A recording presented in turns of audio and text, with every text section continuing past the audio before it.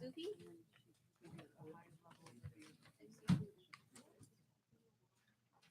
Oh, you should still eat if you're hungry.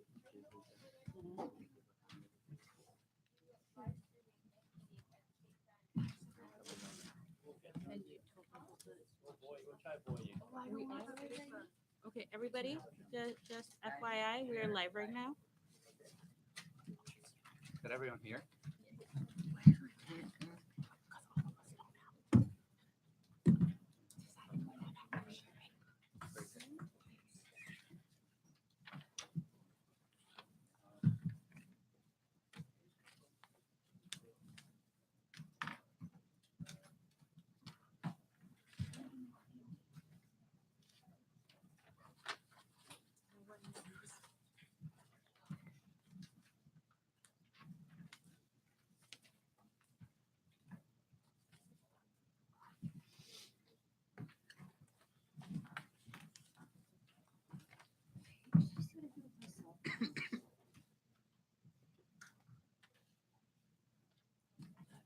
Don't call me.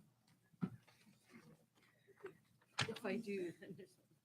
I don't remember you. I could have sworn I saw it when I came over here. No, I don't want to hear it.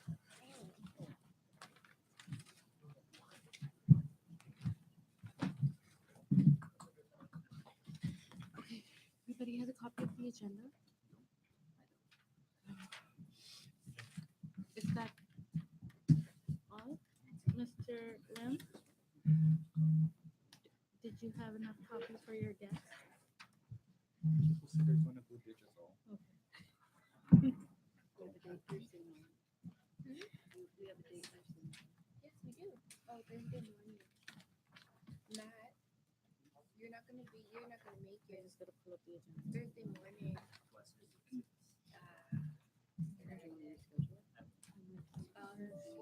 Thursday after.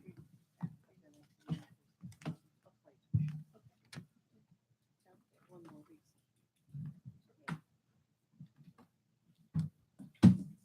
Just pulling up agenda. Sorry. I still have 2 minutes. Did you want to go over conflict of interest really quickly for the entire full board before we start? So before we start, I'm just going to mention we're going to have the same conflict of interest process that we've been doing since we have the bylaw amendments today that are being approved, well, are being motioned. So the same people who have raised their conflicts will be raising their conflicts again, and it'll be the same process. So does anybody have any questions about the process or anything regarding it?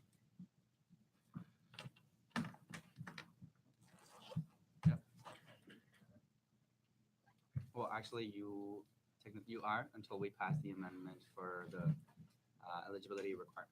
So it's still declared. Yeah. Good.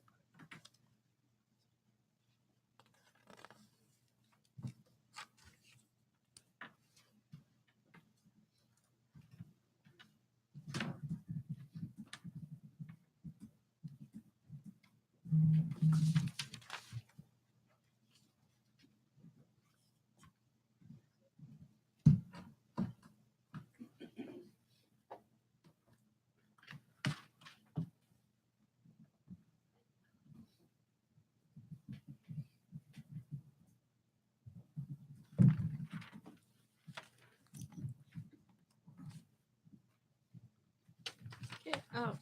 Good evening, everybody. Can everybody just start by stating their names for our minute taker, please, and then we'll get started. Starting with that beautiful lady over there. So just name and position. Penny, Executive Director. Gem VP at Story Arts. Justine. Sorry, Jasima VP at Story Arts. Paige, Athletic Representative. Sales advocates.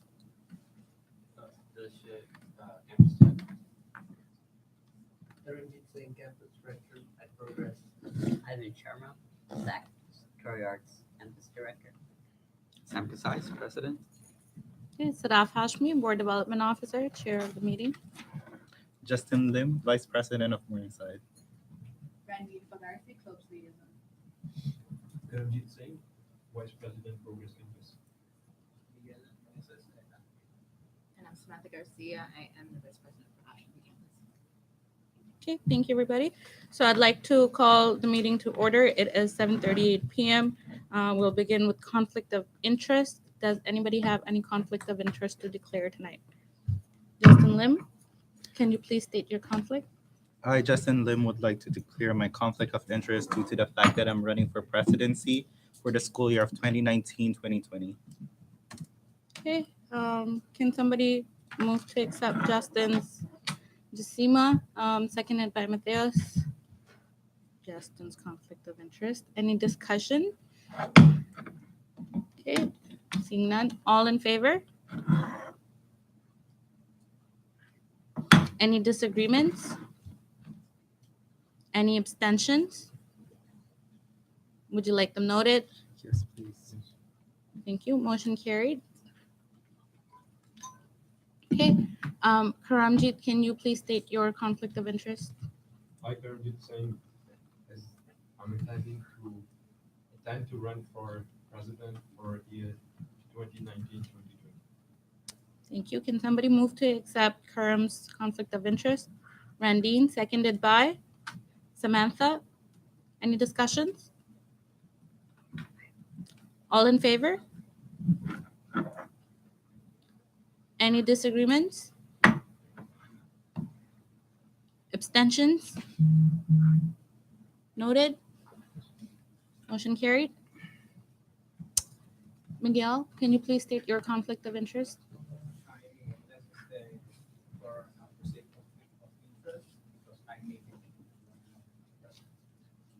Thank you. Can somebody move? Samantha, seconded by Dilshare. Any discussion? Okay, all in agreement? Disagreements? Abstentions? Okay, noted. Thank you. Motion carried. Any other perceived? Taranjit, can you please state your? I, Taranjit Singh, a potential conflict of interest as my brother Karamjit Singh might be running for president for 2019 and 2020. Thank you. Can somebody move to accept his perceived conflict of interest? Randine, seconded by Miguel. Discussions? Okay. Everybody accepts? All in favor? Thank you. Any disagreements? Any abstentions?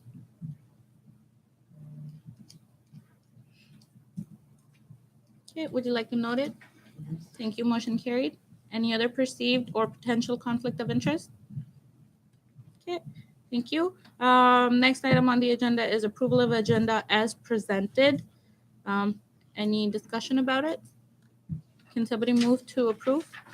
Jacima, seconded by Mateos. Any discussion? Justin? I sent an email about Habitat for Humanity asking for further information. Unfortunately, there's no information, so I request the board, with approval of the chair, to strike off funding request Habitat for Humanity as a motion. Okay, any discussion about it? Okay, can somebody second that motion? Miguel? All in agreement? Any disagreements?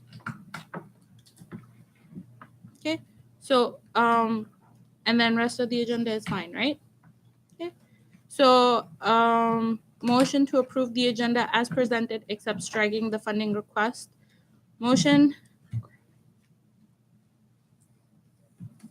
And we don't have programming. We don't have programming. Okay, so, okay. Any other?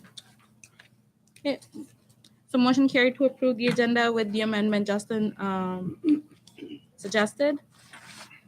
Next item is approval of minutes of last meeting. Can somebody move the motion, please? Josima, seconded by Mateos. Any discussion?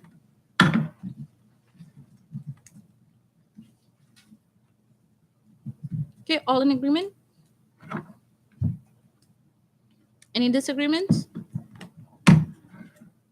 Any abstentions?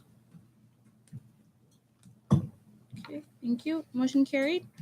Next, we have president's updates. So I will ask Sam to go ahead with his updates, please. Thank you.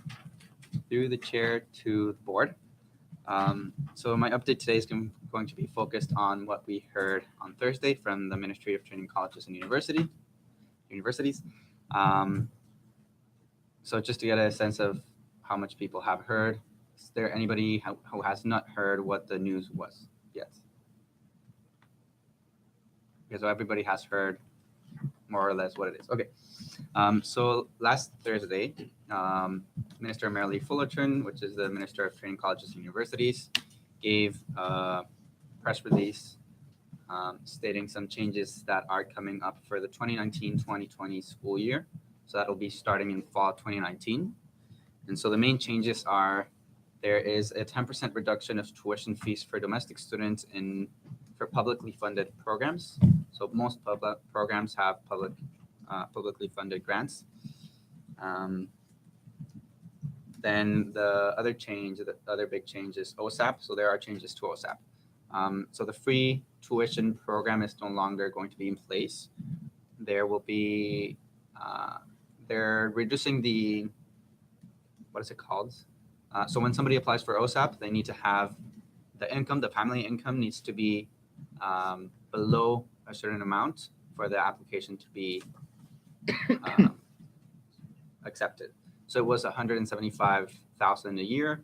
I believe right now it's 140,000. And then there are also changes to the grants and the loans. So there will be less grants per se and a little bit more loans. And there's also a change to the grace period. So previously, students had up to 6 months that the loans didn't gain interest. After they graduated, they had 6 months. As of now, students will be gaining interest from the moment they finish their program. And then the other big change, which is the one that will affect us the most, is that there will be optional, so opt-in and opt-out ancillary fees. So the government is setting guidelines for what is a mandatory ancillary fee and what is an opt-out ancillary fee.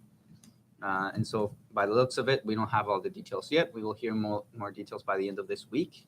But it looks like student activity fee for the student association will be an opt-out, opt-in option, which means that our funding and our budget will be different in the next school year.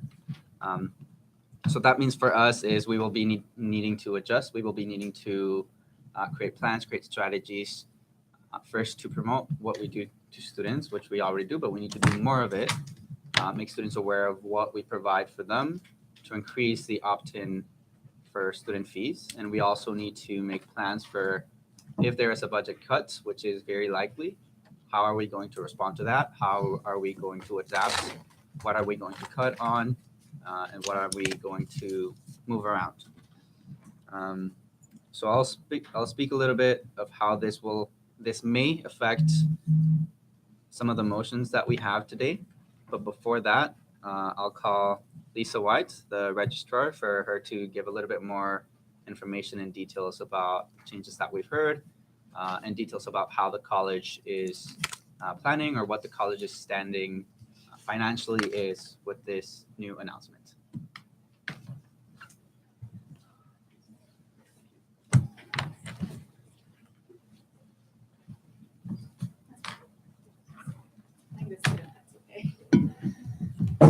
So good evening, everyone. Thank you again for having me at your table. So I am here just to give a little bit of an overview on the announcement as Sam just did. So yes, I'll go through the easy ones first and then we'll get to the harder ones. So 10% tuition reduction, which I think you're all well aware of. So that will be 10% off the current rate for tuition only. And that will happen starting 1920. There will be a tuition free subsequent to that. So that will stay in existence for the foreseeable future until that is changed through the ministry. The changes to OSAP, again, as Sam mentioned, so there are a number of changes to OSAP.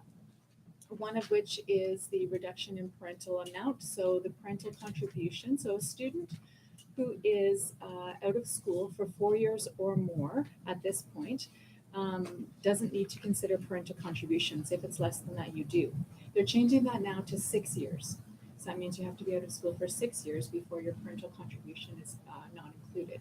So that rate will change from 175,000 to 140,000. So it is a drop, not a significant drop. As Sam mentioned, the free tuition will be no longer. And so what we will see is more loan, less grant.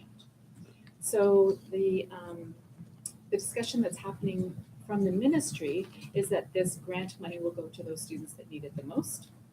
And that's how they're framing it. From our first look at it, students will be getting primarily loan, and the amount of money that they're getting will be slightly reduced. So that is not what's being said from the ministry, but that's what we're finding when we're doing some testing. So until we have a full testing load, we won't have the exact numbers for that, but we are looking into it within my office. The repayment time has changed, so you still have a 6-month grace period in terms of making a payment, but your interest will start immediately. So it was already starting immediately for federally funded grants and loans, for loans, but now it will be for the Ontario student loan as well. Okay, so some of your portion of loan was federal and some portion was Ontario.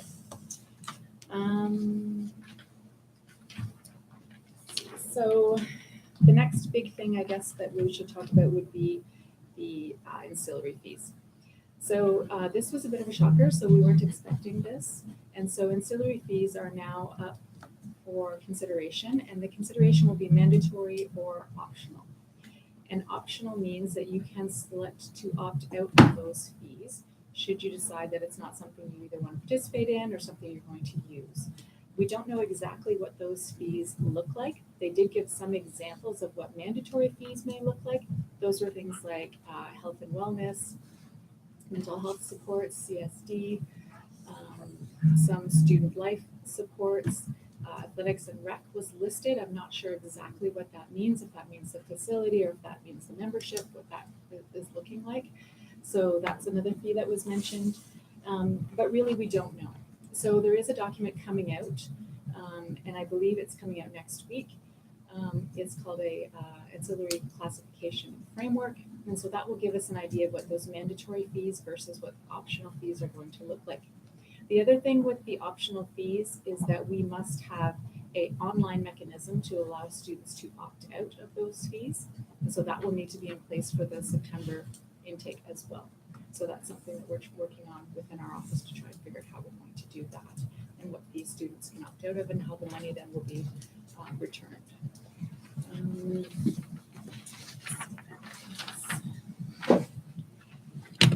So, I mean, I know this is going to be a pretty significant impact to student government. And so this is discussion that's happening provincially. And so while we don't know exactly what's going to happen, my office is certainly here to support this association through the process, trying to understand what it's going to look like, trying to communicate back and forth through the ministry. I'm the official ministry conduit to Colleges Ontario for Centennial, so I'll be the one leading it for Centennial College, so I will be here to answer any questions that you may have.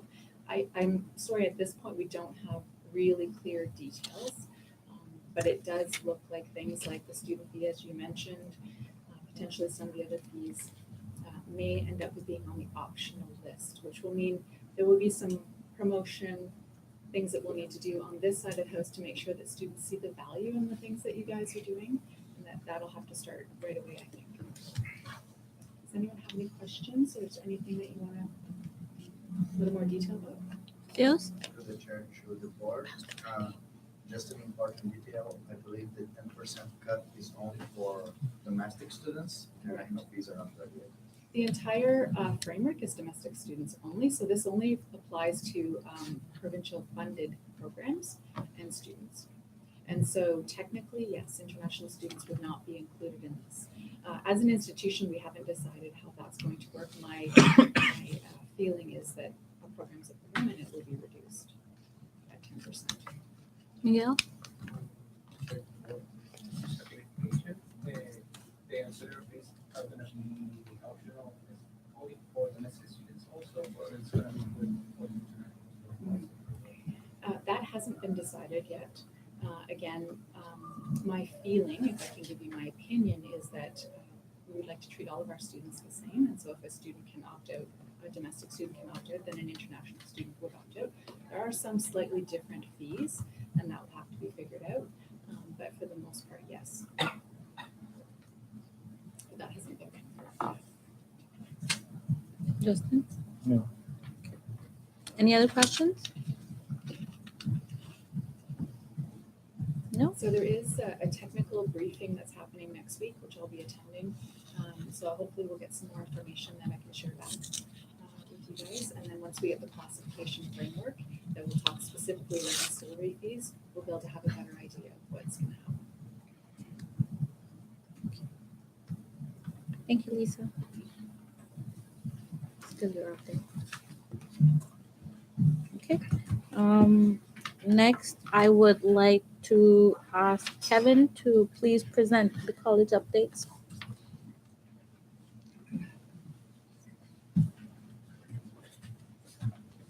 Thank you.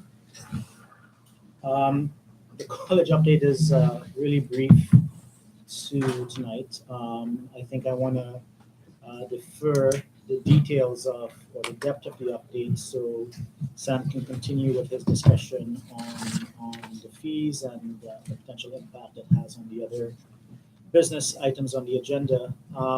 Next meeting, which I believe is in February, I would be looking to bring some updates regarding the college, specifically from a policy perspective, the smoke-free policy, cannabis policy, and the free speech policy, and an update on how those policies are being implemented. As you know, this is the first meeting for the year, so everybody was involved in Experience Centennial at different campuses. Really successful orientation event. Those of you who are at Downsview, our brand new campus opened up at Downsview, and it was great to see the CCSAI there in full presence. And for the month of February, the week of February 25th, just again noting your calendars, that will be engagement week, a lot of activities and engagement opportunities for students happening across the board in terms of programming, from everything from mental health to leadership development. And that's the week as well. We'll be carrying the week-long Leadership Institute off-site that week. From a staffing perspective in student life, we have just hired our new manager of co-curricular student learning and development, Sterling's old position. Sterling has moved into a position at CSD as the manager, and Terry Budek is starting on February 11th in that new position.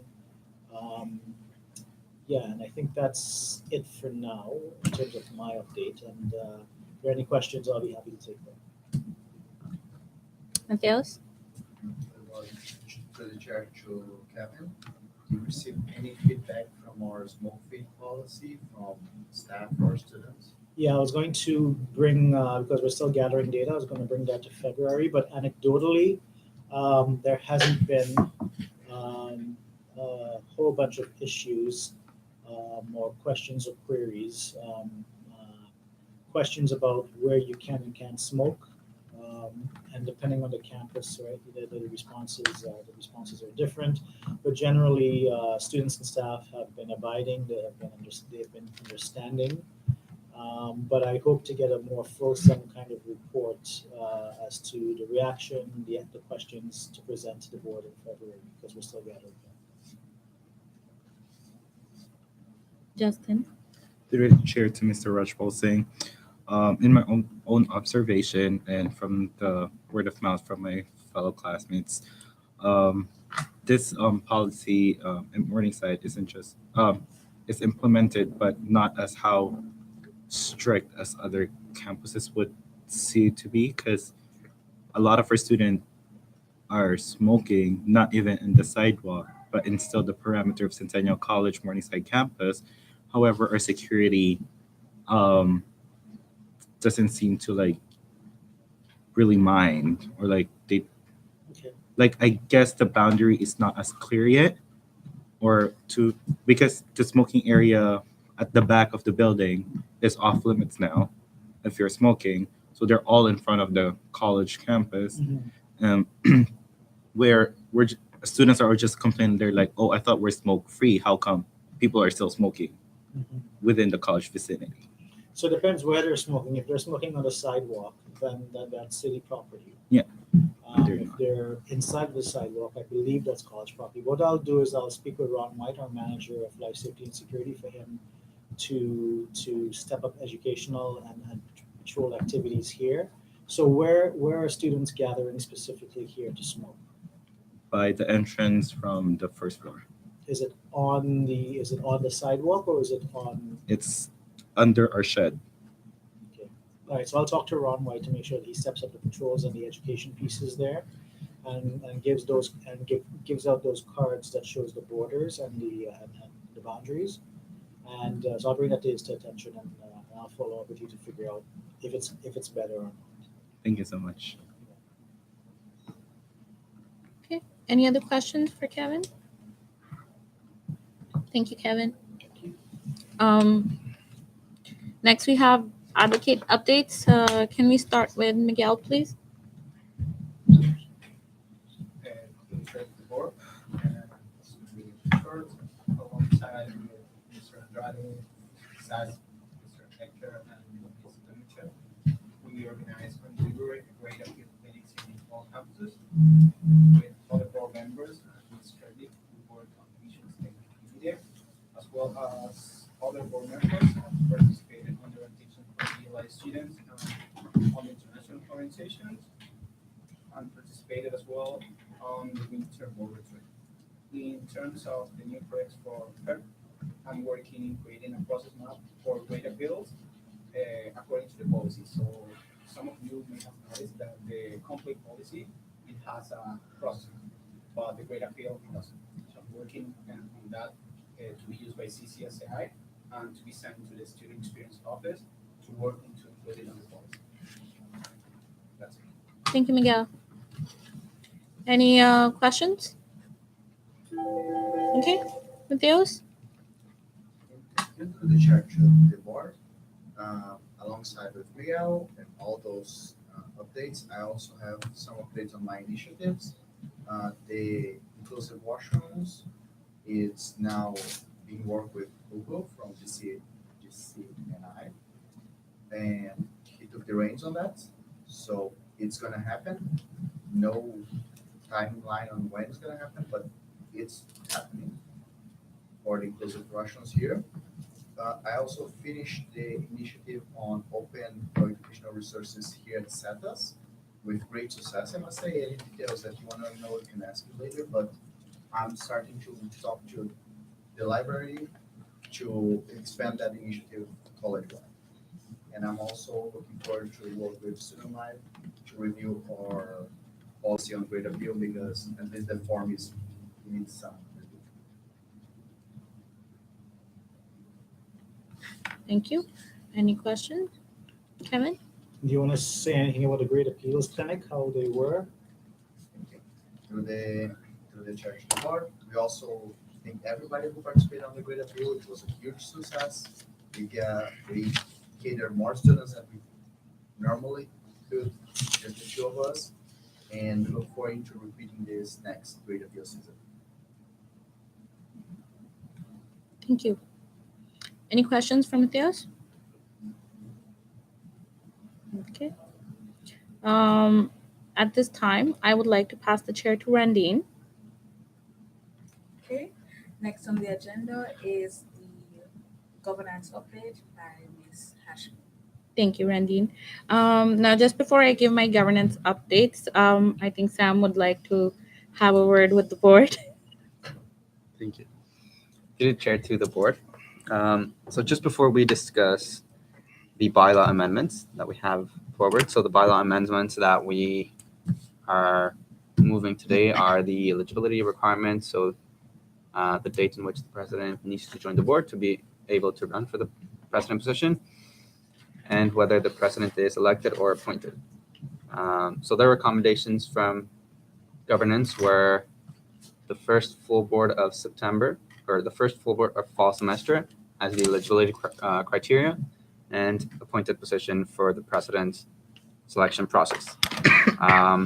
So with this new information that we got on Thursday, I just want to bring to your awareness a few concerns that lie within having an appointed process rather than elected.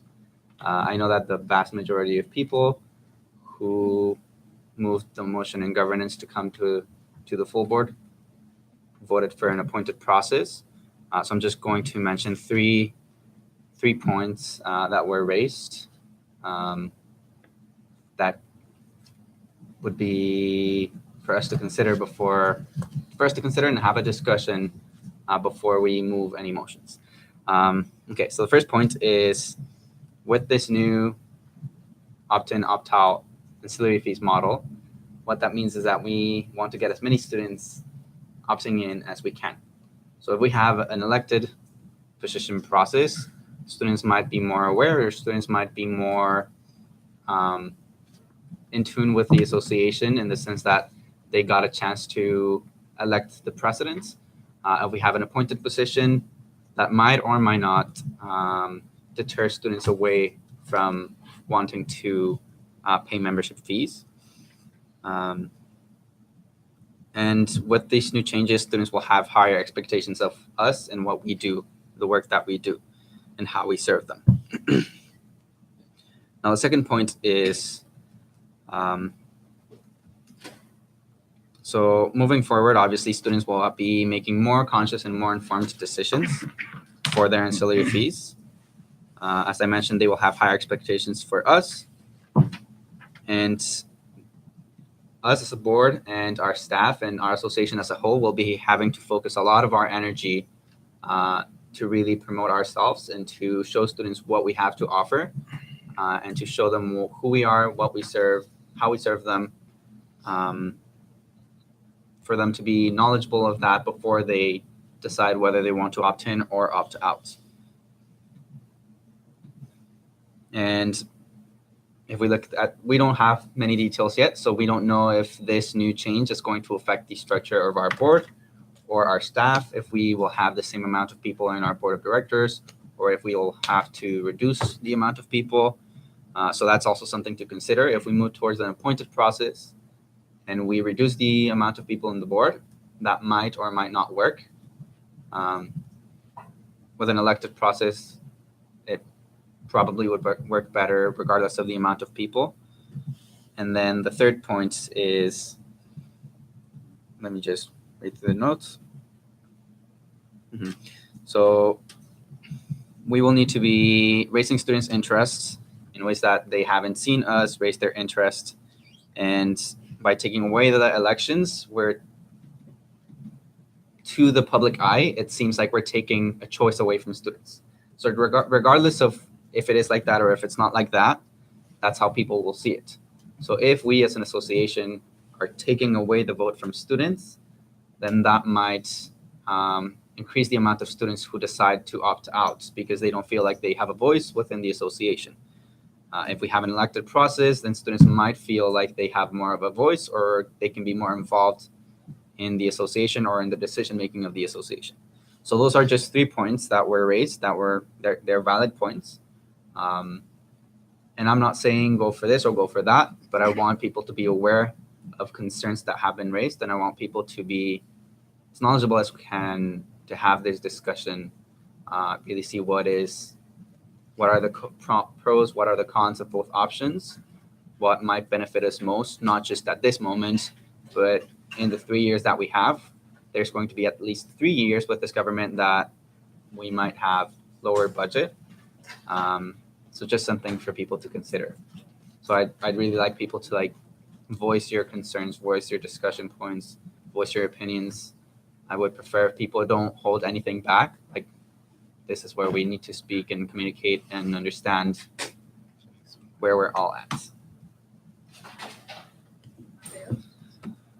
The chair through Mr. Casais and the board. my counterpoints to those valid points is that an elected president doesn't raise awareness, or good services raise awareness. By having a president who is qualified and doing their job, we can attract more students than simply by electing a president. Second point, we cannot decide anything with this board by having no details at all. I heard repeatedly in this meeting that we don't have enough details. We don't have enough details. We cannot throw away 3 days of work that we had in governance by rumors. So my recommendation is that the board votes on what's on the table and what we have discussed. And then when we have more details, we go to governance and go to full board again. And on the point, we are not taking away the voice of students because they still have at this point, two elected positions on their campus who can bring their concerns. And all appointed positions have to do rotations, and we have events, and we have a feedback model. So we are accessible. Just because they're not able to vote a president doesn't mean they don't have a voice. And it's up to us to give them the security that they need, that they still have a voice. Jen? Just to add on, I 110% agree with what Matea said. I couldn't have said it any better. And at the end of the day, the president is not 110% elected for the students. The president is the person that is supposed to be for the board. The president is the leader of the board, and they're supposed to be the driving person behind the board and give us the push for the students. So I say we stick with the appointed position process. I agree with all of them, but just one thing more. So since it is a student association, right? So we are all here for the students, and if we talk about our country, it is run by the president, right? That's elected by the people. And if we talk about the betterment, both ways it's better, but still the president should be elected by the students because it's for them. We have appointed positions. If if we want to the president position as a appointed one, then the campus director and vice president should also be the appointed. Then why are we giving only those two positions to the students? Students, I think students believe, because we all hear the appointed positions. I'm not talking about the appointed position, the elected position. We are here from the students, right? Students voted us. Even the president, students voted for the president. If students were not there, we haven't got Sam as president. He is a good president. We all know that he was good. It was a student choice, right? Then what's wrong with that? Give one reason what's wrong with Sam, that students elected him instead of anybody else. Mateo? The chair to Yusher, I give you two reasons. One, we got lucky. Second, we have less than 10% of our votes. So students didn't elect the president. Less than 10% of our students elected the president. We still don't have enough participation in elections to say these students voted in. Samantha? Sorry, Samantha. Samuel? Through the chair to Dilshire, I also want to mention, I'm being completely honest, I was voted in. Like, campaigns are great. People might be into campaigns. They might vote because of the campaign, but most of the time it ends up being a popularity vote, right? My vote was very close. Both candidates were very close, but I was not voted in because my campaign was better or because I was more competent or because of my skills, right? Because you can't measure that in person when you're voting for them. That's all I have to say. Dilshan? I have answered to that. So when the campaigning was going on, I'm taking this on me. So when everybody asked that, okay, so you are campaigning, you won't vote for yourself, I said, okay, vote for me. But when they say, so for these positions, whom should we vote? So I asked, like, I knew Karam, so he told me Sam can do good for the students. So every student who voted for me voted for Sam. Because I told them that if you want a good president, Sam is a good choice, and it's up to you. If you want to vote him, you can vote him. So after the elections results, everybody told me that we voted the person you told us because he will do good for us, right? So it was the campaigning. It was like one is active, one is passive. It was passive campaigning, right? So one more thing. So we are talking about that students can opt out from the CCSAI. So that means even we have the 10% of the student population. Every event we do, only those 10% of students come to our events, right? Not more of them. So what difference can make the appointed position? Can anybody make sure that other 90% will come after an appointed position? Because the elected position, students can think that they elected the president, so they will come. They will be more inclusive in our offerings and everything. But for appointed position, they will say, no, we did elect him. We don't know him. I'm just saying. So those, at least we have those 10% student population. We don't. I'm not saying that with the appointed position we will lose to that 10%, but still we can't handle that thing if students can opt out from CCSA.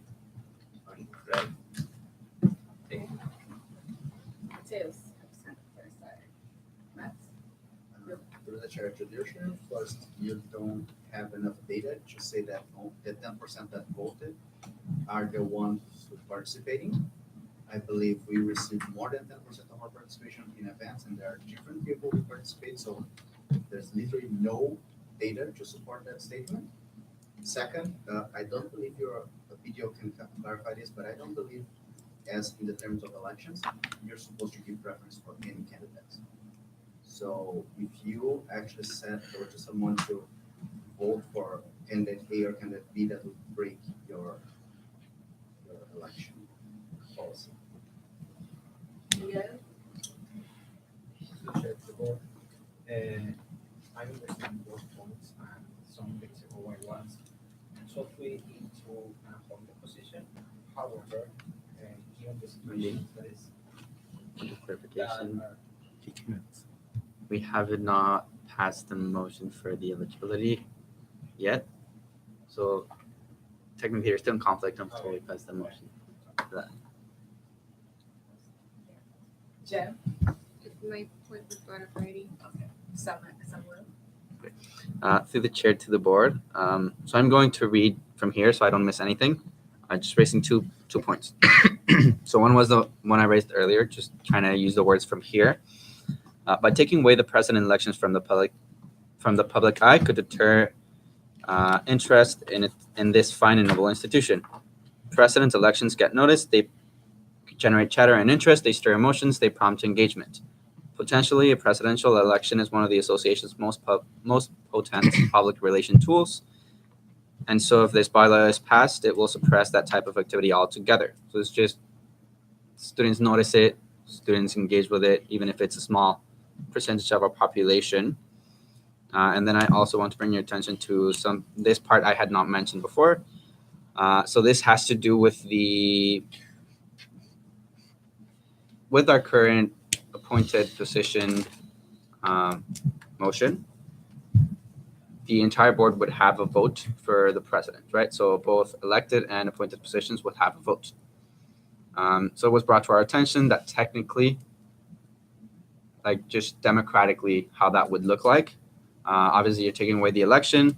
but I'm just going to read it. I'm just going to read again so I don't miss any part. The bylaw as written allows for non-elected board members to select the next president.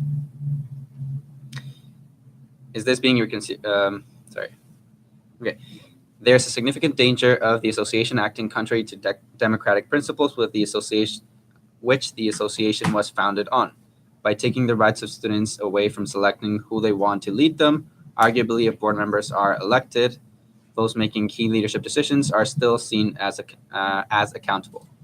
Without that cause election result behind them, they are not accountable, and so the system could be prone to great manipulation and abuse. So obviously this is like, it's explaining the process, but it's referring to there is possibility of manipulation or bias or whatever you want to call it.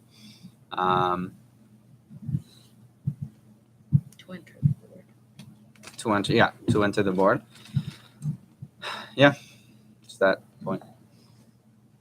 To the chair, to Mr. Casas, could you please clarify what you meant, what the text meant by appointed positions are not accountable? To the chair, to the board, it doesn't mean accountable as you're not accountable to students. It means you're not, as an appointed position, you're not elected by people, right? So people are not keeping you accountable. It's in theory, right? We know that appointed positions do the same work that elected positions do. We know that all positions are working together. We're all accountable to students. So it's just systematically or theoretically, systematically, however you want to call it, is the same thing as the election piece. It adds a, what do you call it? Democratic piece to the association. Even if it's not the most effective way to get a competent person, it's a democratic way to get a person. Through the chair to the board, just wanted to kind of bring in some of my thoughts kind of on behalf of Craig and the college. And I mean, we are in a position solely to advise the board. Ultimately, the decisions will be left to the board. In light of the news regarding the potential changes to the ancillary fees, I would humbly suggest that they are not rumors at this point. They are actually fact. What we don't have is the details as to how they will be applied. We're waiting for that fees framework. So I think the board really needs to consider deeply the potential impact that this could have on not only programming, structure, and facilities, but what this can have in terms of governance.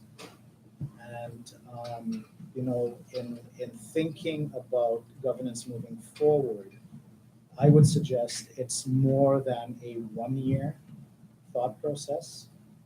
Given what's happening with potentially with these fees, it could be a 3-year, maybe a 7-year process that you'd be entering into.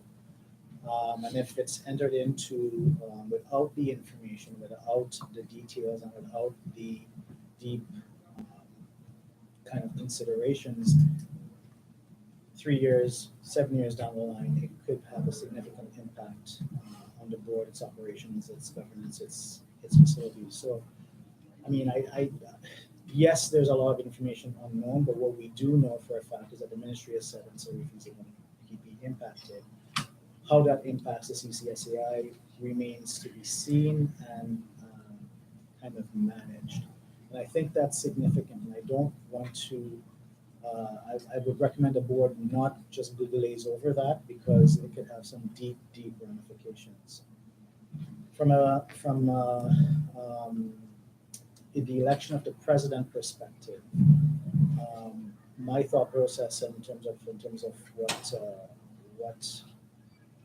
my experience has led me to understand, and likewise with Craig, is that when you have, I believe it's non-elected positions determining the presidency, that can be seen as Sam pointed out, as contrary to the democratic process. Um, I think it's important for you to really think about what your students want and the voice that your students will want to have in this next election based on all the great things that you have done in the last year. They would want to have a voice in how that is continued, especially in light of things like how is the president going to negotiate and send us and shepherd us through the next 3 years, next 2 years, based on this ministry information.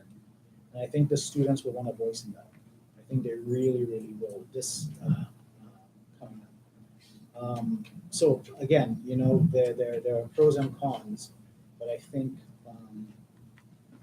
when all else fails, whether it's a 10% voter turnout, 15%, 20%, I think you're leaving it to the students to engage in that democratic process, which elections are fundamentally based on. And I think, if you move out of that process, if you move out of that democratic process, then you open up yourself, without any ill intent, you open up yourself to query and criticisms, especially in trying times like what we know is happening and what's coming up as of fall 2019 with the institutions.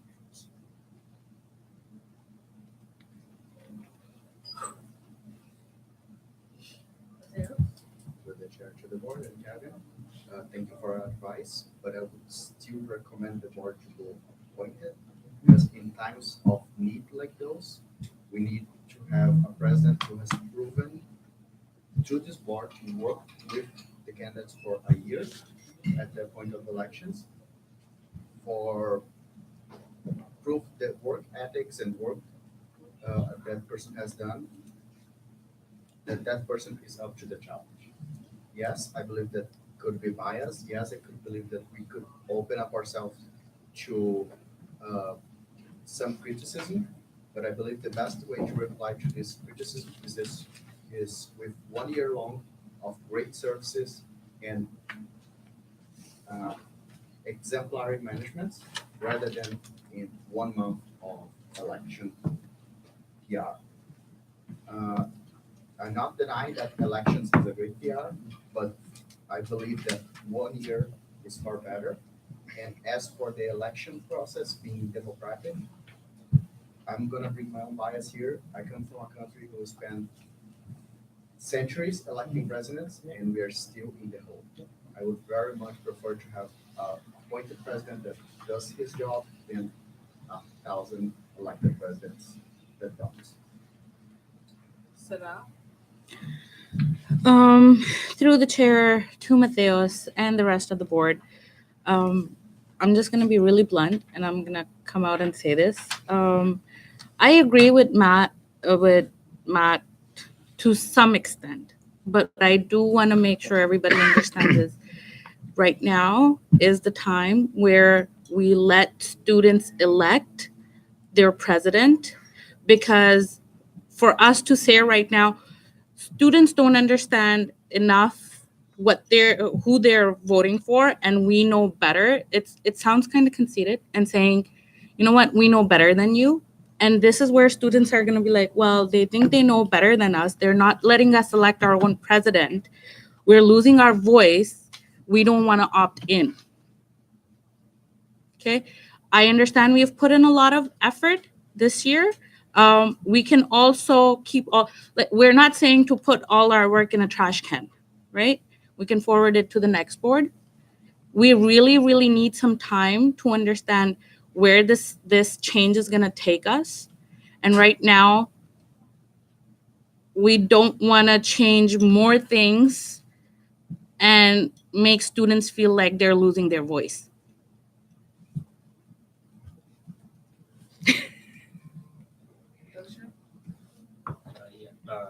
To the chair, to the board and mayor. Even I agree with some of your points, but still, like you said, a appointed position can do a good work and we know who will do good work. So we have 3 of our members going for the president. Whom you think will be a good? Because 3 of them do. I'm sorry. So 3 of them do a good work, right? As I'm working with Justin, he is very good with the students. He is good for the student voice. As of Karam, he's doing work with various of like lots of the other like association, like we are the association, Departments. uh, Other departments? other departments, right? And Mega, he's a good advocate. So these are the 3 potentials, right? So if we wanna elect appoint, it will be a tough choice. So we should let it to the students to elect. Yeah, my only other thought is I go back and I think when I was a student and never on, there are many students who don't sit at this table, right, for many reasons, that they don't sit. Currently, the process that you guys have in place is that the president needs to have had 1 year on the board, right, in some capacity. I would encourage you to think, based on that existing paradigm that you have under governance, about the students who don't necessarily have the ability to sit at this table for 1 year, who might be exceptional leaders, right? And that through a truly democratic process, they should have access as well. However, that's not our situation. Our situation through the board is a developmental leadership opportunity where students first join the board, get the experience, and from that have the ability to run for president. Because, and this is my personal kind of approach to politics, because we have now brought the candidacy pool, if you wish, for anyone who wants to run for president to this table. And currently we have 4 or 5 people interested in running. To then limit the appointment of the president to this table is also one more way by which the democratic process is being, I think, limited to the student population. So I think everyone here knows the work that everyone does. And I think if the board endorses these candidates for president, then an open, fulsome student democratic process will serve its function. And whoever becomes the president would do so based on the experience that's gained at this table, based on the existing bylaws, and duly elected by the student population. Penny had her hand up. I just want to first acknowledge the work that the governance committee did on this bylaw change, because it was really remarkable and deep and it was very thoughtful. And I think you should, congratulate yourselves on that. But the curveball that they threw us on Thursday is going to impact this organization more than we've seen in the 31 years that I've been here. Is this not the activity fee that we will lose? And I'm pretty sure we're going to lose the activity fee given the information that we've got. We're also going to lose Transform in the Future fee, right?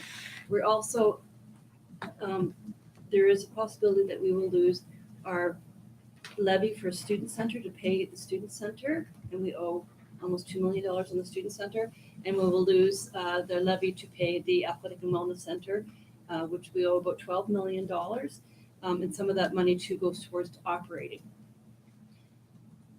There's 2 facilities fees, one's 10 and one's 15. We are going to lobby hard and work our hardest with the college and with the province to keep those fees, but some of it's out of our hands. We're just going to be told this is what it is.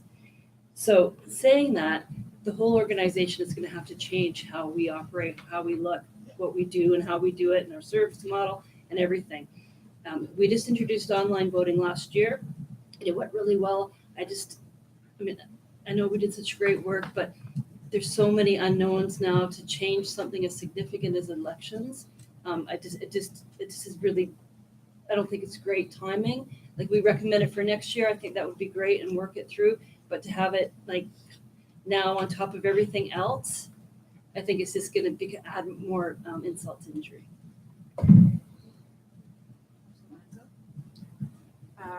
the chair to the board, I'm completely on board with what Penny is saying. And for long term, these bylaws for election process for president for next year and years to come can be changed at any point in time through the next board. However, through the curveball that they threw at the association, you got to look at it from a business standpoint.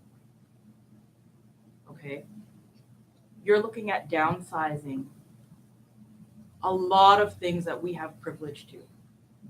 To put it in perspective, we may lose our budgets for campus events. Like, you have to think of like operating costs, right? And Scholarships. exactly. And what's more important, we have to get the building running. We got to get the light bill paid. We got to get taxes paid. If you don't cover those pieces, then the rest falls, right? You have to have that first. So let's think of long term in a business strategy, okay? And I understand we put so much work into that. Mhm. We did. We fought tooth and nail for what we worked for. But like Sadaf had said, we can keep it and we can present it to the next board, right? It could be changed at any time. We don't know what's going to happen in the next year. We don't know what's going to happen, once all this happens. Like, where are we going to get funds to do anything? We don't know. So that's my take. I think students are, through the chair, I think students are going to come to you September and ask you, when we know what fees are being impacted, we're going to come to you and ask you, what is your plan? They're going to come to you and say, what is your contingency for these fees? We're going to come to you and say, okay, how did this happen? How did you do this? If you say that your elected representatives have worked on this plan, I think students will accept that, that duly elected representatives work with the board. The college has committed to work with the board as well. The college is going to have its own issues, but we've committed to work with the board, with the students, from an accountability perspective. You would be in a better place to justify to your students that these plans that you come up with are plans that are endorsed by a board that's led by a democratically elected president from the students. Thank you. Through the chair to the board, and also speaking to your point, Theos, there's no doubt that I personally believe that you can get a more competent person through an appointed process, right? Yes. There's no doubt that I personally think that, and that I was on board with this model. However, due to these changes and with what has been mentioned already, I don't believe this is the appropriate time to do it. And I do believe that it can bring us more challenges or problems in the future, because we don't know how exactly this is going to affect us, right? We don't know if 1 year from now we're going to have a 7-people board. If we have a seven people board, how are 7 people going to elect a president or select a president, right? So just not knowing how this is going to affect us, I think the best route is to not go with this new model. But we have the document, we have what the bylaws would look with it, and we have the reasonings, we have all of that. So I would deter from that and encourage us to present that for future boards to consider. That would be my recommendation.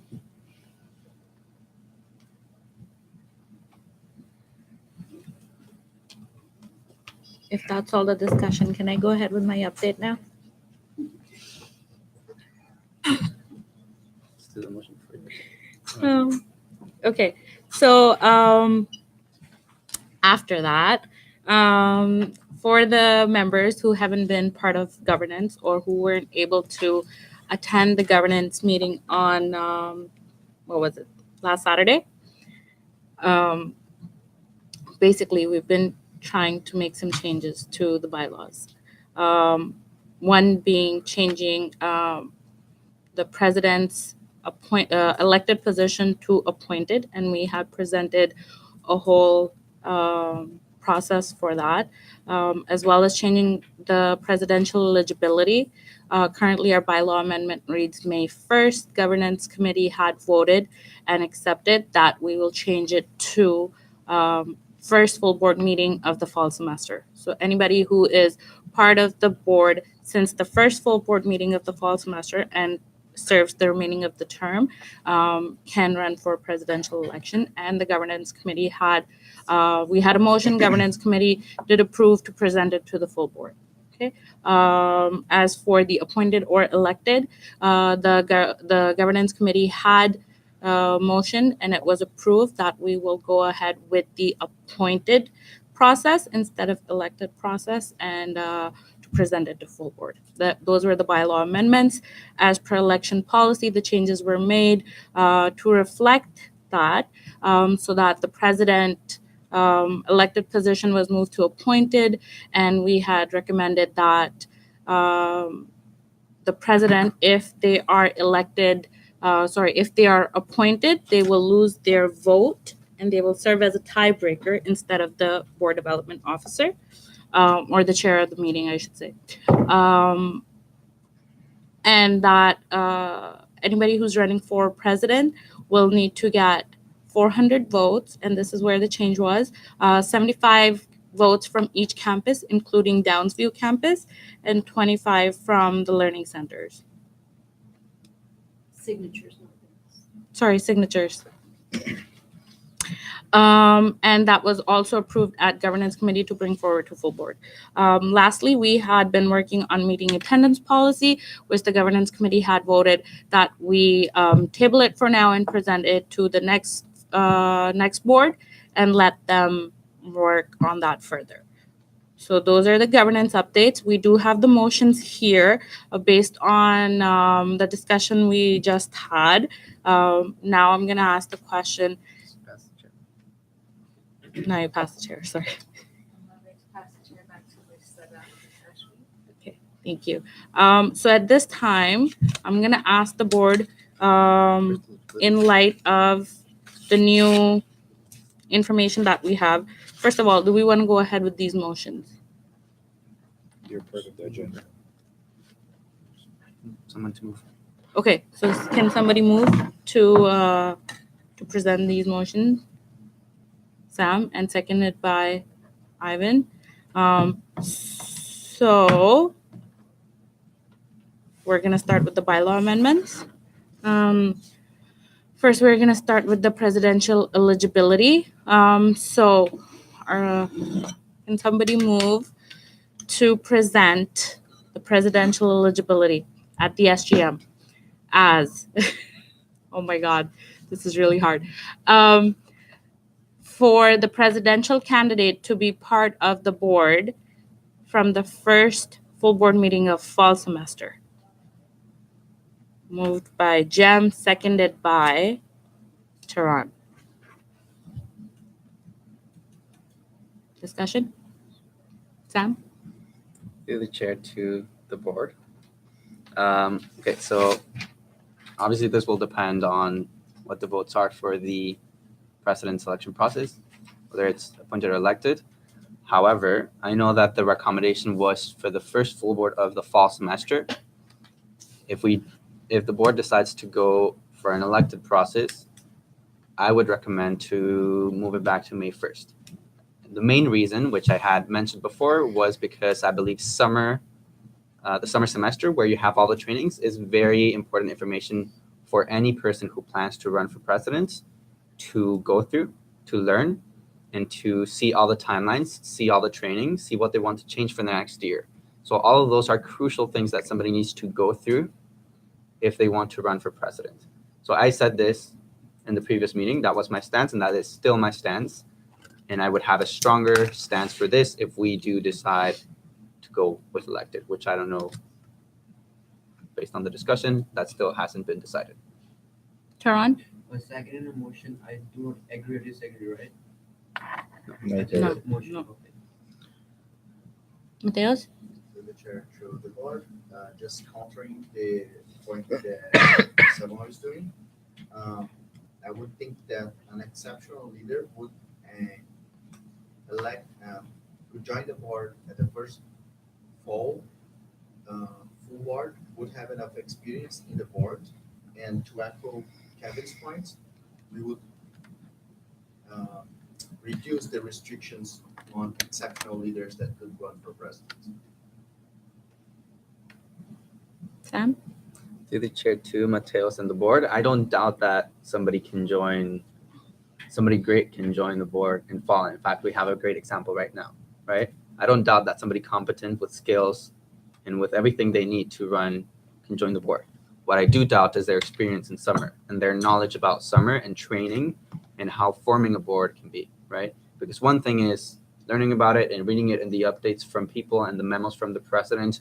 And another thing is living it and seeing how you lived, training, how you lived, bonding with the board, creating those relationships, starting to learn about your job, starting to learn about the college, and then being able to adapt it and change it to improve it for next year when you are the one facilitating. So that's why I think it's crucial for somebody to have been through that experience. You'll share? So the thing is that, so I think training is the most important part, because like something great, somebody great is not a thing. So if somebody is already great, then he will not need the training. But the thing is that the great is the person who is great always improves himself at each step of his life. So if we will not give the chance to other students, because everybody is not, I know everybody is not equal, they have their own abilities, but everybody can improve themselves. Everybody can make themselves great with the training and the procedures we have. So there's nothing like that will be a great opponent for the president election. That will be a great. No, everybody is equal in our. So how the person will become great is we will provide the training. So the person who improves themselves and provides that he can do it, that is the person. That is the great person we are talking about, right? Like, I don't know if you are getting it, but that's my point. Any other discussion? Comments? Okay. So I'm going to try to phrase this better now. All in agreement to accept presidential eligibility to start from first full board meeting of fall semester of the term.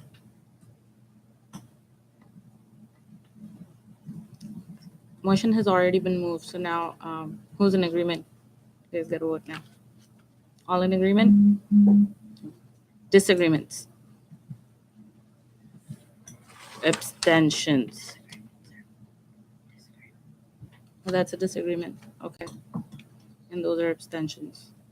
So we only have one vote for agreement and one for disagreement.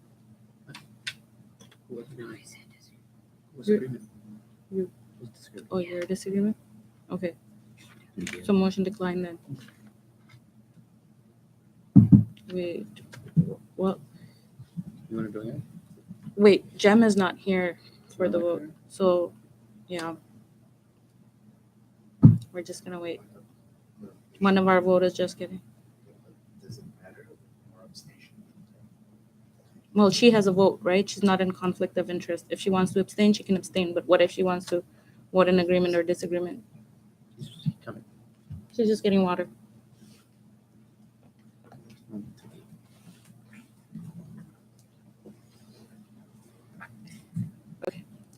So I'm gonna say it again. All in agreement, Jem, all in agreement to accept presidential eligibility from the first full board meeting of the fall semester of the term. Disagreements. Okay, 2 abstentions. Okay. Motion failed. Defeated. And number 2, so can somebody move the motion to change to change the presidential position from elected to appointed? Moved by Sam, seconded by Ivan. Question. Discussion. You're in conflict of interest, so I can ask a question. yeah, so just make sure your question. Through chair to the board, is with the change, with the motion of remove, if the motion is defeated, does it mean that the president still get a legal seat? Yeah, yeah, that's the problem. Yeah, but even for elected, they have to get you vote of confidence. Okay. All right. Good. So discussion? No discussion? Okay, so all in agreement to accept appointed as the presidential position. Disagreements?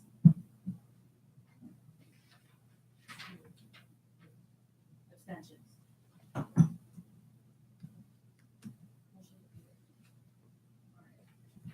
For election policy, as you mentioned, there will be 2 changes. So now that we're staying with elected, we will not change the presidential position to appointed. It will stay as elected. President will still have a vote.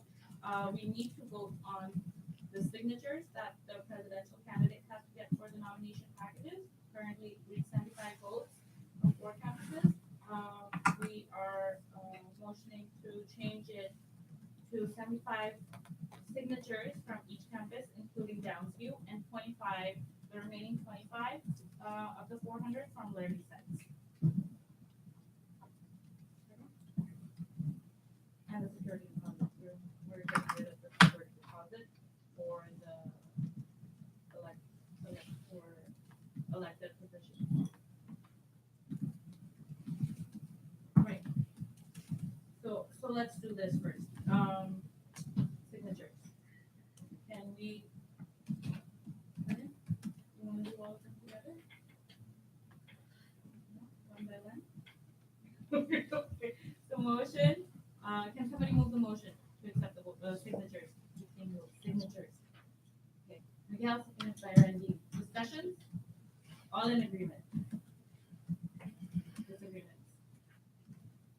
Okay. Abstentions. Would you like to note it? You want to revote? Okay. So. Can everybody raise their hand if you're in agreement to change the signatures for nomination package of the president? 75 signatures each from the 5 campuses, including Downsview, and 25 from the learning sites. Agreements.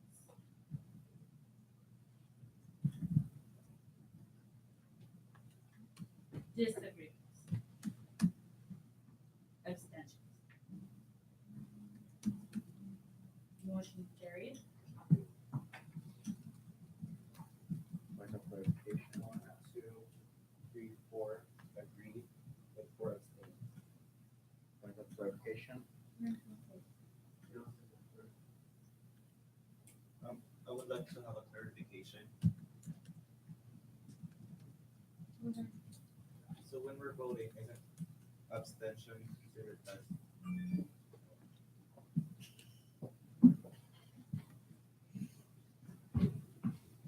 Are you clear? Penny, did you want to? No, I just say abstentions aren't included in the vote. They're neither here nor there. So you look at the approvals and the against, and that's the number. We have no disagreement? Motion carried. Okay. Next, we are changing election expenses. So currently, it is $400 for president and $100 for vice president and campus directors, out of which 50% is reimbursed to the candidates. We are motioning to change that to $200 for president and $50 for vice presidents and campus director. All 100% would be fully reimbursed. So it's the same amount that we were reimbursing before, but we're just dialing down the amount of expense. So can somebody move the motion, please? Randy, seconded by the chair. Discussion. All in agreement? Disagreement? Abstention? Would you like to know it? Okay, thank you. Motion carried. And yes. So, another change we are making is for the security deposit. Currently, it's $40, and then it is reimbursed after the well, not reimbursed, but it's taken care of way through the reimbursement. So we are motioning to get rid of the security deposit. Can somebody move the motion? Either seconded by John. Discussion. All in agreement? Disagreement? Abstention? Okay, would you guys like that noted? Would you folks like that noted? Motion carried.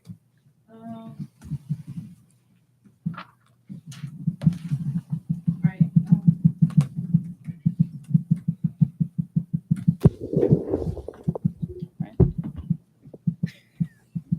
Alright, so that was for election policy and last motion.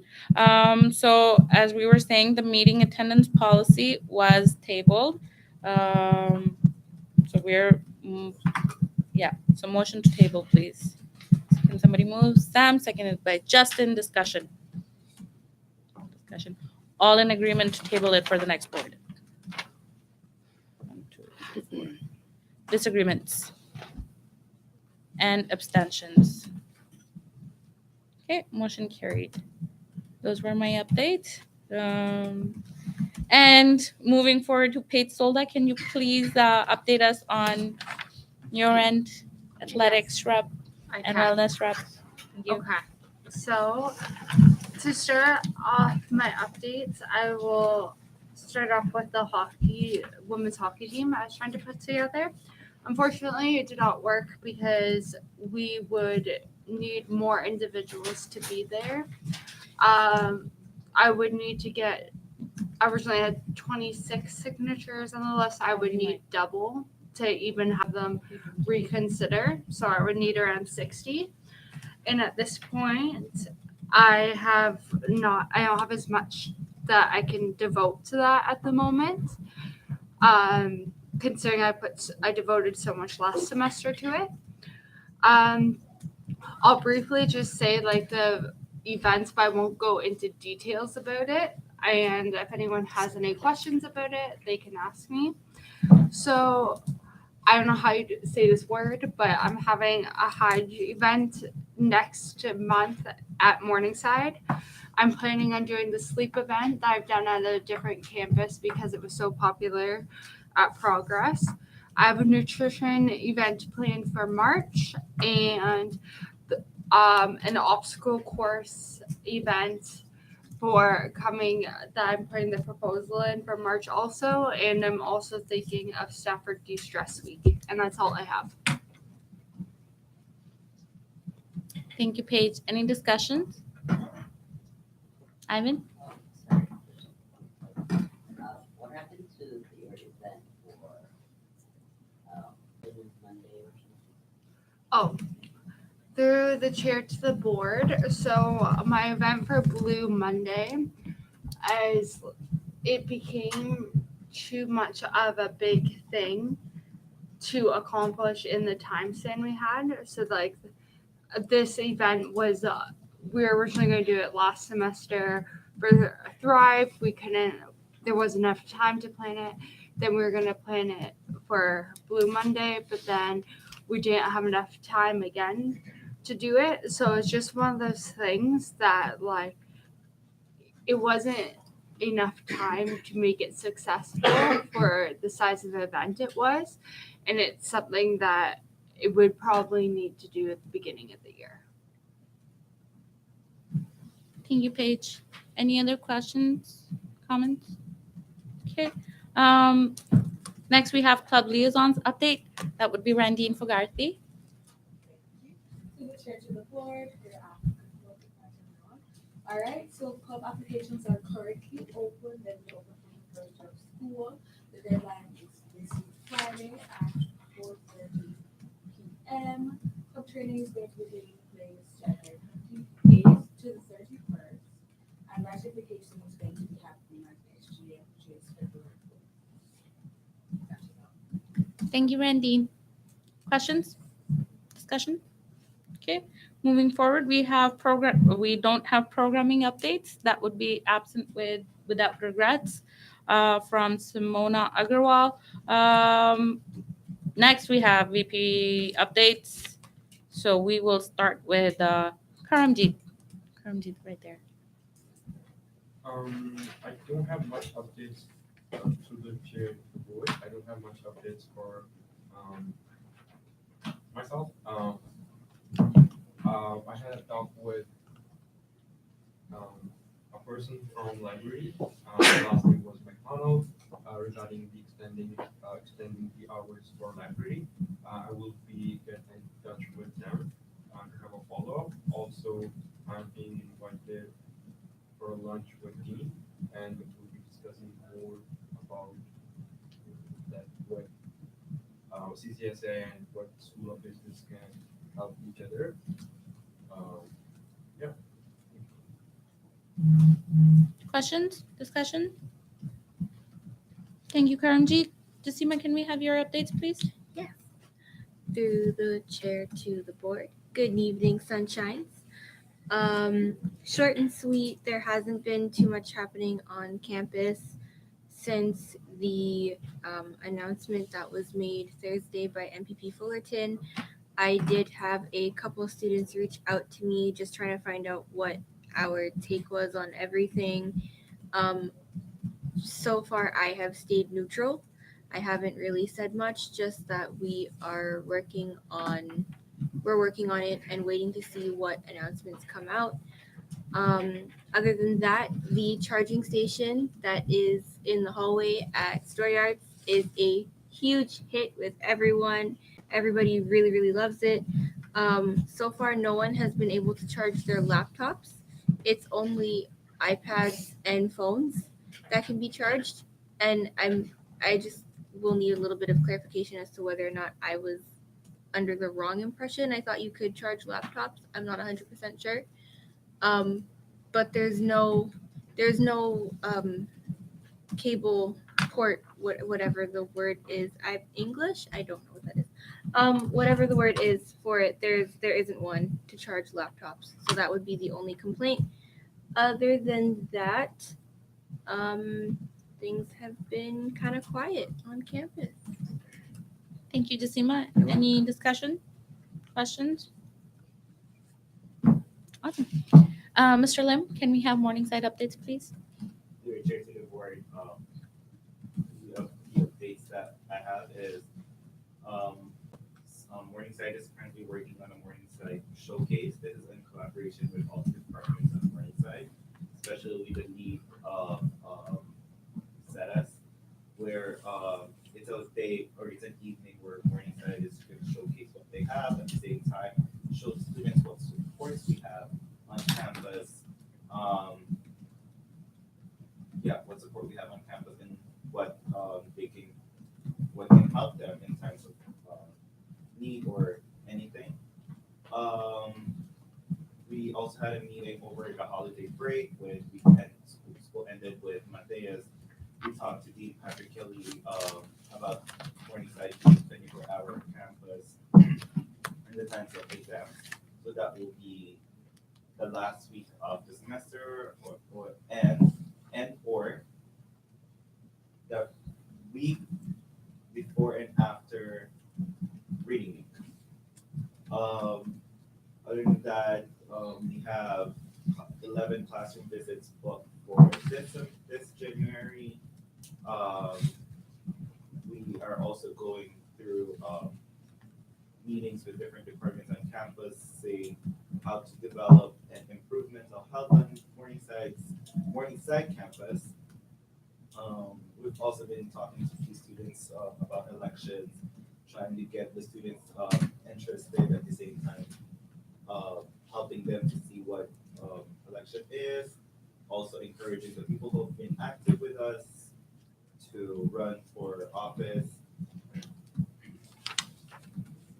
And we're also planning to have pop-up booth this semester just to encourage our students to follow us on social media, get more engagement, show what we are, show our services. The students that we don't reach on classroom visits, we are hoping to reach them during our pop-up booths.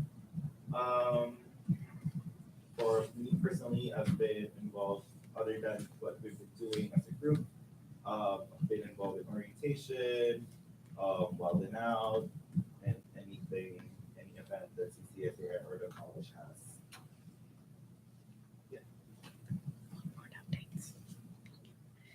Thank you, Mr. Lim. Any discussion or questions for Mr. Lim? Lastly, can we get Ashton B updates, please, Ms. Garcia? To the chair, to the board.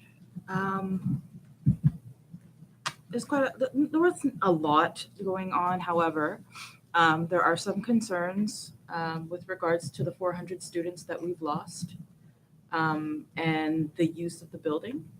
So basically what I have been noticing and what other faculty have been noticing with regards to students on campus, they're not utilizing the facilities as much because we've lost 400 of our participating students.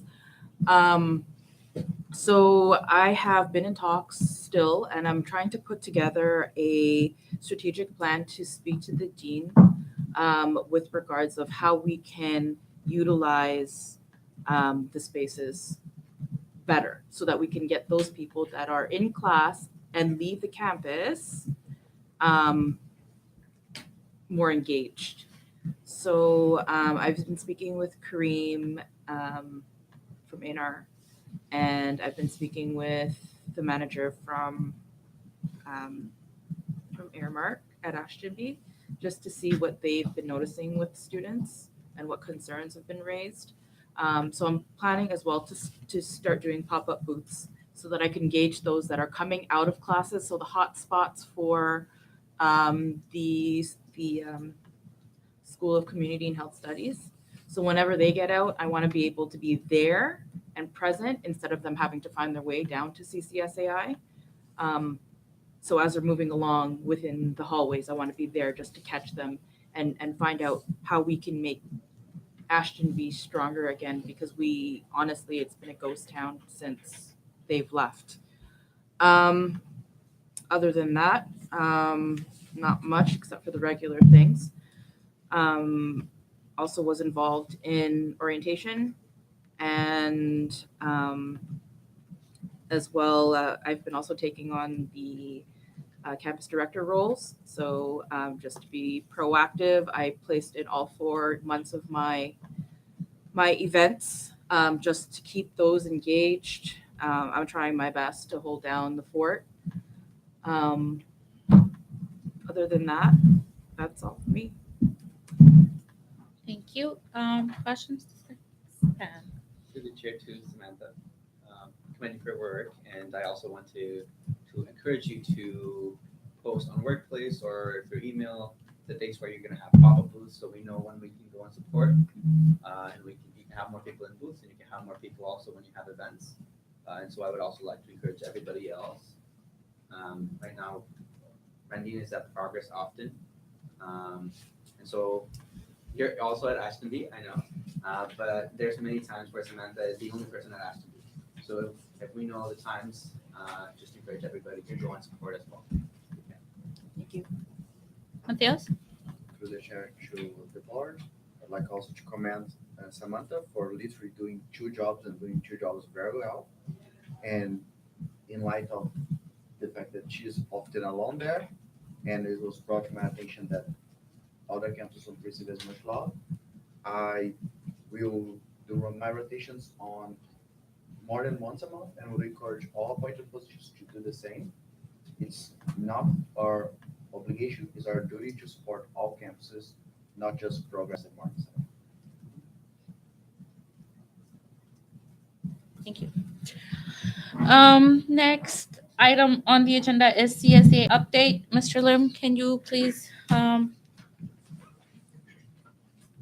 enlighten us? Through the chair to the board, as we are all aware that the bombshell was dropped on us last Thursday, and CSA has been trying our best to gather for more information, not just rumors, but facts to share not just with our member schools, but with schools in Ontario in general, because this is the time where every school, not just colleges, but universities are affected by the announcement. So the CSA has released the CSA brief. Not sure if everyone has got a chance to read this. It was released on January 17, 2019. It basically shows what the announcement breakdown is, key talking points, and basically some ideas or like facts that we can gather and Collaborate. compress in this document. So as we go on, during our retreat last weekend, we talked about it is actually a very hard weekend because we talked about budgeting and how it will affect the operation of the College Student Alliance.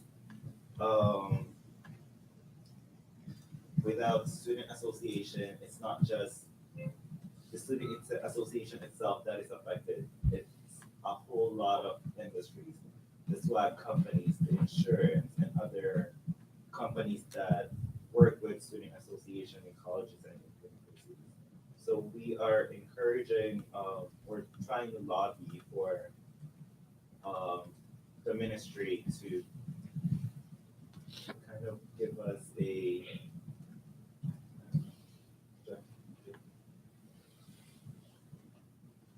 A directive, for lack of a better word. Yeah. Other than that, we would like to encourage you to look at this. And also, we encourage all member schools, all student leaders in general to not give false information to students. If possible, we encourage everyone to remain as neutral as possible until the directive happens. And I know the president has, I'm not sure if the president has received media requests and all that, but CSA encourages to have one voice as a student association instead of having different voices. At the same time, we as College Student Alliance also direct our media requests or opinions to our president. And that's pretty much it. And for FEPCON, for more exciting news, we are gonna meet in less than 3 weeks, I believe 2 weeks. So there will be presentation of the budget, strategic framework, that will be discussed in financial committee where that is included on Thursday. For me, I welcome questions if there is. I might not have the answer to everything, but if we're gonna try, Gemini. Yes, sir. Chair to just sit up. When your strategic framework committee, are they meeting? I'm guessing they're meeting before federal, right? Like federal times, or how does that? So I am not 100% sure if there's a strategic framework committee, but it is discussed in the board level. Finance. But that is Finance. included in the finance committee.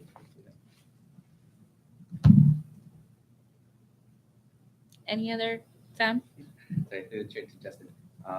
Okay, so through the board, how many board meetings, or are you having more board meetings because of the recent news? We are actually gonna have an emergency board meeting on Wednesday. And we expect news to be this week, if not next week, the directive. Any other questions for our CSA reps? Just to add on, to share to the board, the rally that happened over the weekend, CSA is not part of it, it's under the Canadian Federation of Students, just to clarify it out there. Okay, thank you. In the interest of time, we are going to go ahead with executive director's update first, and if we have time, we'll move on to deliverable updates. So Penny, can you please fill us in? Yep. I don't have a whole lot today because we've been a little bit busy with the announcement. And what I'd like to do is give you, this is the updated financial statements until December 31st.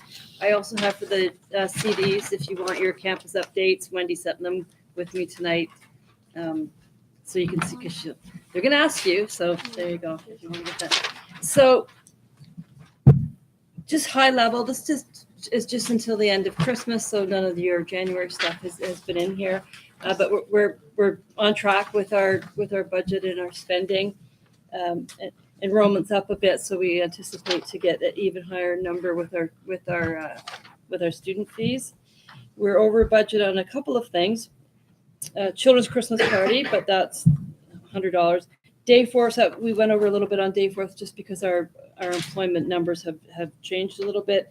Board meetings, we're over on board meetings, and that's mostly for food. So, and donations, we're over in donations, and I have to go back and look at that why we're over in donations, but I mean it's only $500. So the rest of it we're tracking okay. So just to go back to what I said in the earlier discussion, you see those top two numbers there, the student activity fee and the student center facilities fee. Mm-hmm. The student activity fee represents almost $3.5 million to us. That is the fee that students we will be having, encouraging students to opt in to pay for. So right now, the time we're spending our time on doing scenarios. If this happens, then this happens, and if this happens, then we're going to have to reinvent ourselves.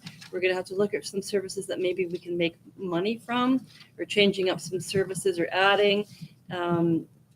Depending on what happens with the two facilities and the facilities fees, changing up how we operate those buildings and hiring.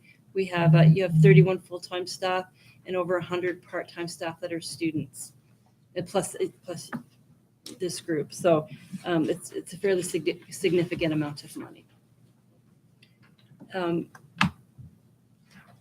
Before our next full board meeting, Sam and I will have some kind of business plan to present to the board to get your endorsement so that we can move forward once we know what the directive is, and then a business plan of what we're going to do. So if you've got any questions, certainly ask now, but call me or pop by and see me. And if you've got any ideas of how we can change things up, we'd love to hear that too. That's all I have for tonight. Questions, comments, concerns directed towards Penny? Samantha, go ahead. Through the chair to Penny. Yes. Just with regards to campus budget and whatnot, you were saying that some things needed to be moved. Also with regards to like ops staff and our positions with regards to our honoraria. Is that like you're okay? I mean, like year? For this year. Yeah, this year. But we may change. For sure, it's going to change, and we may decide at the next meeting to slow down spending. We may say, no big year-end party, or no new hires. We'll decide that. But until we're okay now because the cash is still there. But it's going to change, obviously in the fall. Well, we'll have to change it for May 1st to get ready for the fall. Samantha, go. Sorry, through the chair to Penny. Just a question with regards to the student activity fees. I just need explanation, just based on as of December 31st, 2018. The variance? We haven't got all the money yet. Okay. We get transfers 6 times a year. We just haven't gotten the Oh, money okay. yet for winter 2019. Okay, understood. Thank you. Thank you. Everybody good? Okay, so we're gonna go ahead and do deliverable updates. In the interest of time, we're gonna keep it like really, really short. Just what everybody needs to know. So, why is my name in there? Okay, so deliverable update for I'll go first. For online offerings, we're trying to get a meeting together of all the members as per the new schedules. Now that it's January, hopefully we get to meet next week. That's it from my end.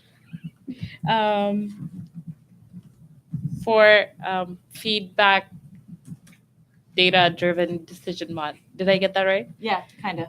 Okay, go ahead, Samantha. It's there. Through the chair to the board, makes it short and simple. I have no updates. Yay. Thank you. Paige. Yes. Hi. So I have sent out my email about a week and a half ago trying to get a meeting together, but I'm still waiting for responses, and that's all I have. Karam? So me and Sunny, we are meeting this Thursday, which is really cool. And then we'll be deciding what direction we have. Just for the benefit of everybody, can you just name your deliverable again? Ensuring inclusive offerings. Thank you. Mateos, So- please mention your deliverable. Through the chair to the board, for DERA, our development. DERA. Sorry, it escaped me right now. It's advocacy network and development external relationships. Got it. So our database is ready. We just need to populate it with names and phone numbers. I just waiting at this point. I'm waiting for 30 days for participation from my members, for just put names in there. But the document's available for them to populate. Thank you, Mateos.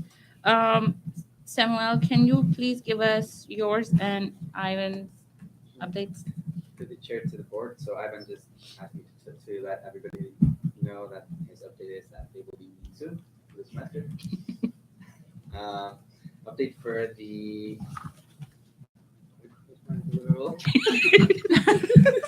just we're merging them. Develop service / activity evaluation protocol. So it's an update for mine and for Samantha's as well. So Samantha, I apologize for not reaching out for this update. This was conversation these last 2 days, having with a conversation with Penny.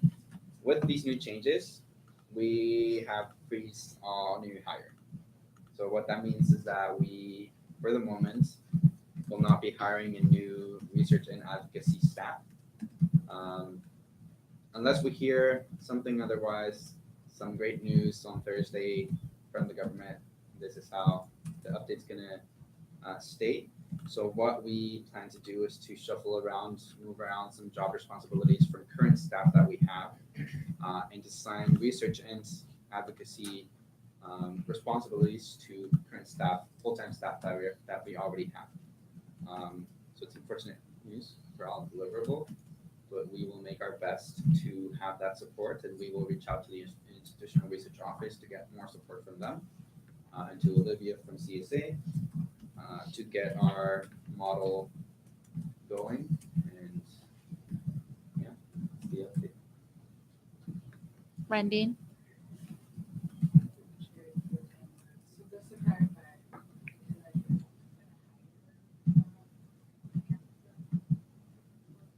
because you said you're freezing all hires, right? You weren't Sam? very clear. Sorry, through the chair to the board. So we're freezing all full-time staff hires. So the campus director is still being hired. We're freezing all the there were three full-time positions that were in the process of being hired. So it was the research and advocacy, it was the communications lead, and it was the executive assistant role. So all those 3 positions have been frozen for the moment. Any other questions? Okay, for the good of the board. Sam. Through the chair to the board, just want to recognize that everybody was very professional and I did not hear any single side conversation. So thank you for your professionalism. It really shows that we've all improved with Robert's rules and we've all improved with our professionalism. So congrats, kudos to that. And before everybody leaves, I have a surprise for you, so don't leave. Paige? I would also like to say, because I don't know why I didn't speak earlier, but I think Sam also has been doing a very good job with her 2 roles, and thank you.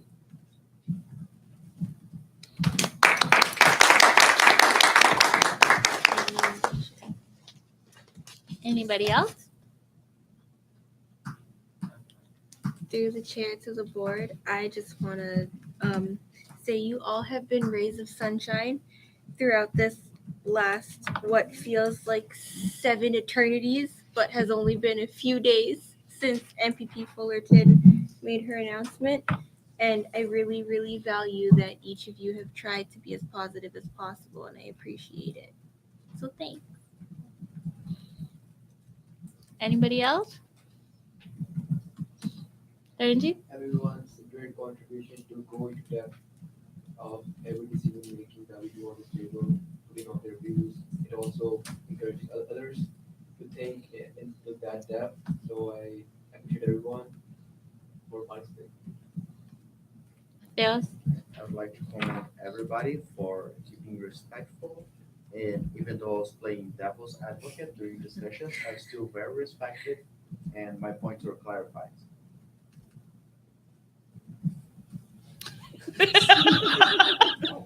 Someone needs to play devil's advocate. Thank you for that. Good job, Matt.